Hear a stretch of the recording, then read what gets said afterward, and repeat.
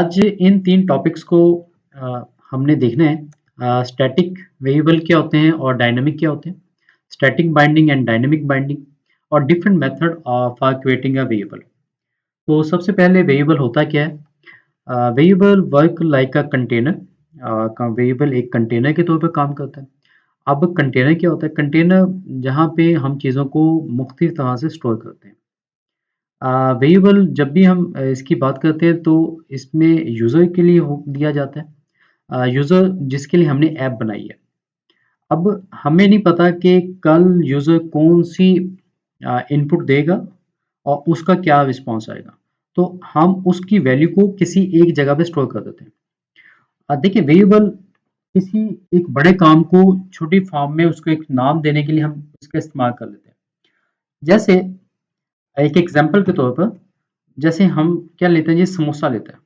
तो samosa is a variable. अब देखिए समोसे में बहुत सी चीज़ें शामिल होती हैं। जैसे हमारे पास मैं कहता हूँ कि इसमें आलू भी है, ठीक है? इसके अंदर जो-सा है हमारे पास कीमा भी है, ठीक है? और जो-सा है मैदा भी है। अच्छा ये सब के सब क्या है जी वेरिएबल है। अब अगर मैं सिर्फ़ समोसा लूँगा तो मुझे इन तमाम चीज़ों की ज़रूरत नहीं पड़ेगी, जस्ट मैंने समोसा लिखना है और ये चीज़ें क्या होंगी ऑटोमैटिक प्रिंट हो जाएँगी। कैसे प्रिंट होंगी? ये देखिए मैं इसे प्रिंट कर देता हूँ। मैंने लिखा प्रिंट और जस्ट मुझे क्या लिखना पड़ा? समोसा लिखना पड़ा। जैसे ही मैंने लिखा और ये चीज़ प्रिंट हो गई। तो वेरिएबल में हमें इन तमाम चीज़ों को एज़ किसी एक जगह पे स्टोर कर दिया। अब वो जो स्टोरेज होगी वो आपके पास क्या कहलाता है? वेरिएबल कहलाता है। अच्छा वेरिएबल का इस्तेमाल हम फ्यूचर यूज़ के लिए करते हैं। फ्यूचर यूज़ मतलब जब भी हम यूज़र ने आपको कोई चीज़ देनी है या यूज़र से हमने कोई चीज़ लेनी है तो उसके लिए हमें वेरिएबल का इस्तेमाल लेना पड़ेगा। उसके लिए हमें वेरिएबल लेना पड़ेगा। देखिए मैंने यहाँ पे इसे स्टोर किया तो ये चीज़ यहाँ पे आ गई। तो उम्मीद है आई होप कि आपको वेरिएबल समझ आ गया होगा कि वेरिएबल करता क्या है और वेरिएबल होता क्या है। अब इसको डिफरेंट लैंग्वेज में देखते हैं कि डिफरेंट लैंग्वेज इसको किस तरह से ले सकती है।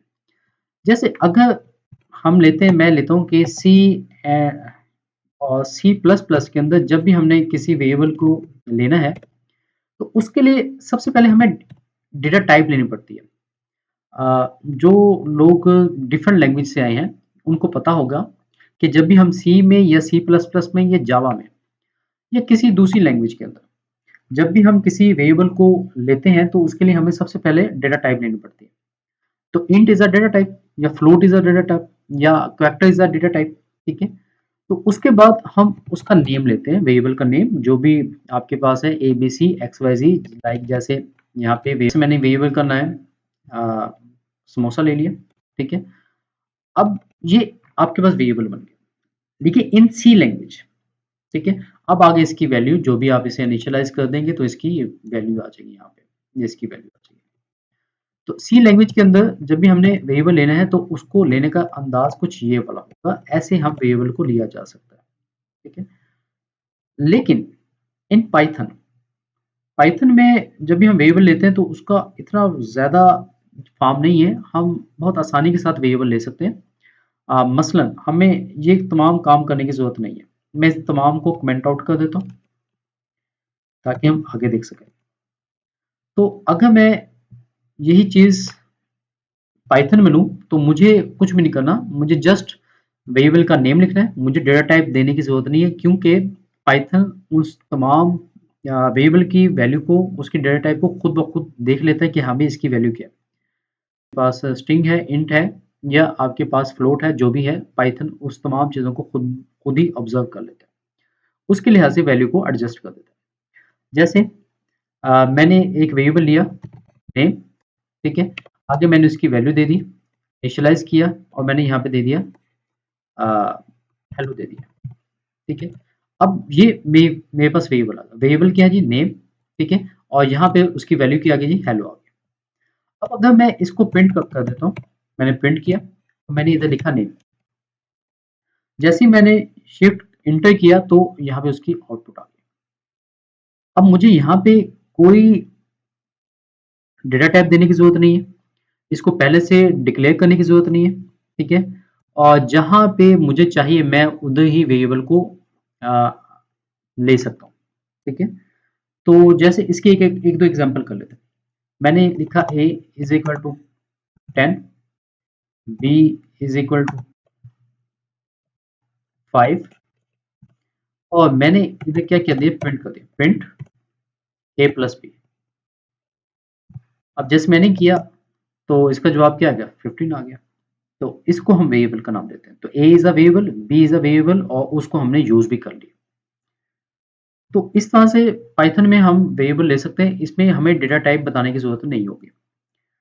अच्छा, नेक्स्ट जो इंपॉर्टेंट चीज है वो है आपके पास डायनेमिक एंड स्टैटिक वेरिएबल। अब ये दोनों क्या चीज है, इसको भी देख लेते हैं। पाइथन के अंदर वेरिएबल की, जब भी हम वेरिएबल की बात करते हैं तो आपके पास डायनेमिक आता है। डायनेमिक वेरिएबल एक ऐसा वेरिएबल होता है जिसको हम फौरन डिफाइन कर सकते हैं और उसके लिए हमें डेटा टाइप को पहले बताने की जरूरत नहीं होती। जैसे मैंने लिया a is equal to 5 is a dynamic variable, ठीक है, सिंपल। लेकिन अगर मैं किसी और लैंग्वेज के अंदर हूँ, लाइक हमारे पास सी एंड सी प्लस प्लस, ठीक है, अगर मैं इस लैंग्वेज के अंदर हूँ, सी एंड सी प्लस प्लस के अंदर, तो मेरे पास जो वेरिएबल होगा वो स्टैटिक फॉर्म में होगा, ठीक है। तो सी में एंड सी प्लस प्लस में हम क्या यूज करते हैं जी, स्टैटिक वेरिएबल यूज करते हैं।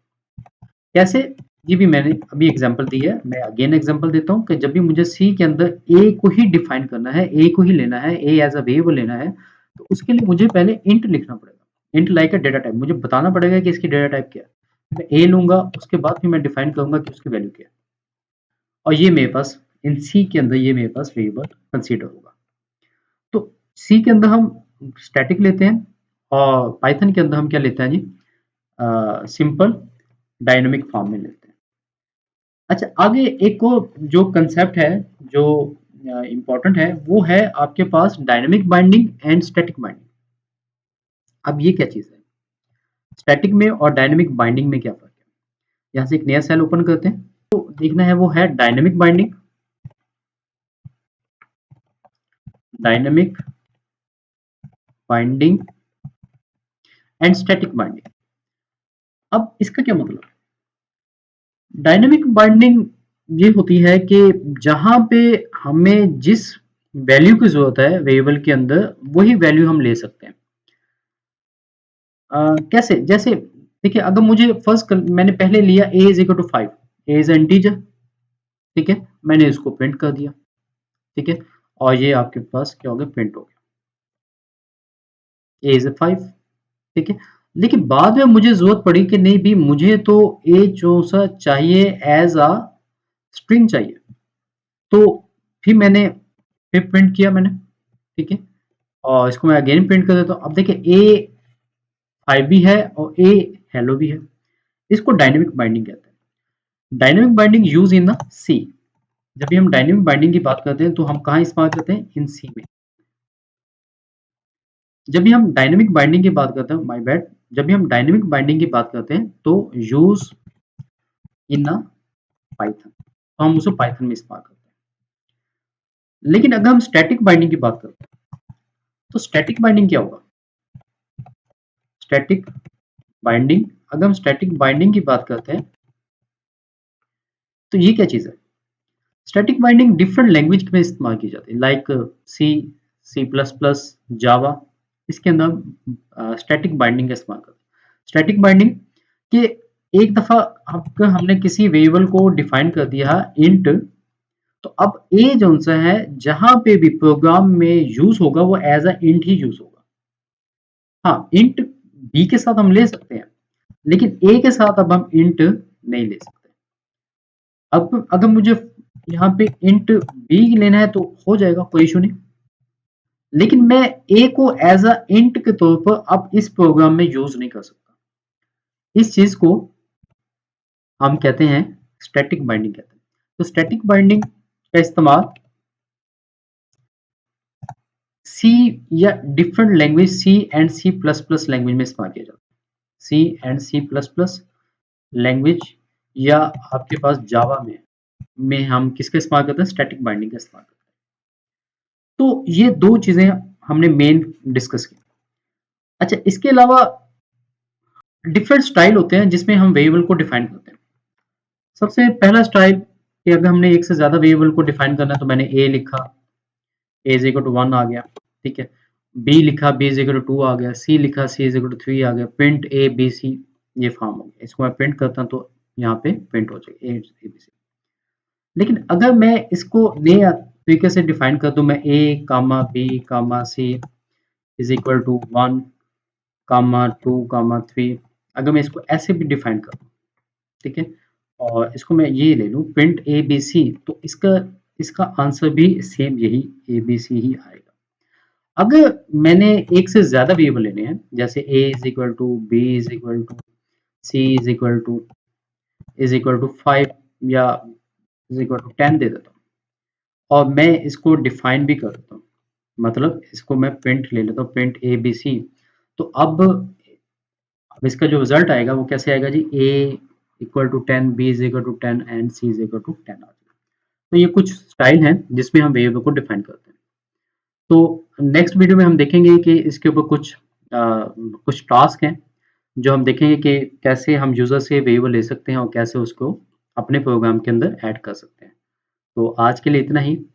कल मिलेंगे एक नई वीडियो के साथ। एक और चीज़ जाने से पहले, ये गूगल कोलैब है। कोलैब इसमें जो मैंने कोडिंग की है ये आप भी इस्तेमाल कर सकते हैं। ये कोडिंग आपको वीडियो के डिस्क्रिप्शन में आपको मिल जाएगी। आप वहाँ पे लिंक पे क्लिक कर लें तो सेम यही चीज़ आपके पास आ जाएगी। आप इसमें चेंजिंग करना चाहें कर सकते हैं। आप इसको अपने पास स्टोर करना चाहें, प्रिंट करना चाहें, कुछ भी करना चाहें तो आप प्रैक्टिस के लिए इसे भी इस्तेमाल कर सकते हैं, अपनी भी बना सकते हैं। ठीक है? तो आज के लिए इतना ही। नेक्स्ट मिलेंगे एक नई वीडियो के साथ। ठीक, तब तक के लिए अल्लाह हाफ़िज़।